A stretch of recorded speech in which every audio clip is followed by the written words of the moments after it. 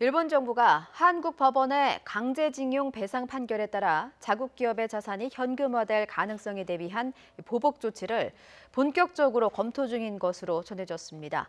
이 보복 조치로는 한국인 대상 비자 발급 규제와 주한 일본 대사의 일시 귀국안이 거론되고 있습니다. 박철원 기자가 보도합니다. 지난해 7월 일본 정부는 반도체 디스플레이 핵심 소재 3개 품목을 중심으로 한국에 대한 수출 규제를 전격적으로 단행했습니다. 징용 피해자들이 일본 제철을 상대로 제기한 손해배상 청구 제3고심에서 4억 원을 배상하라는 우리 대법원의 판결에 대한 사실상의 보복 조치였습니다. 일본 정부는 피고가 된 자국 기업의 자산 매각이 이루어지면 즉각 보복에 나서겠다는 뜻을 끊임없이 밝혀왔습니다. 그러면서 일본 정부는 압류 신청 등을 받아들인 우리 법원의 결정문을 피고인 일본 제철에 송달하기를 거부했고 사실상 관련 절차는 중단되어 왔습니다.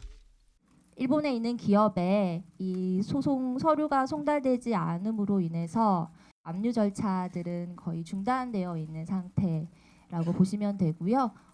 이런 가운데 대구지법 포항지원은 지난 6월 1일 관련 서류의 공시 송달 절차를 시작했고 그 효력이 다음 달 4일 발생합니다.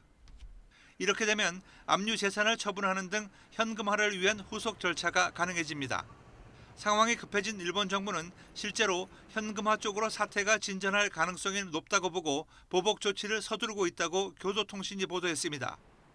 보복 조치로는 우선 한국인에 대한 단기 비자 면제를 중단하고 각종 비자 취득 조건을 까다롭게 하려는 방안이 검토되고 있는 것으로 전해졌습니다. 또 하나는 외교적인 대응 조치입니다. 복귀 시기를 정하지 않은 채 도미타 고지 주한 일본 대사를 본국으로 불러들이는 방안입니다. 이 밖에도 한국산 수입품에 대한 추가 관세 부과와 한국 의뢰 송금 규제 방안 등도 거론되고 있습니다. 일본 측이 보복 가능성을 흘리면서 견제를 강화해 한국 측의 매각을 단념시키려 한다는 일본 언론의 분석이 나오고 있는 가운데 한일 양국 간 갈등의 파고가 다시 높아지고 있습니다. YTN 박철원입니다.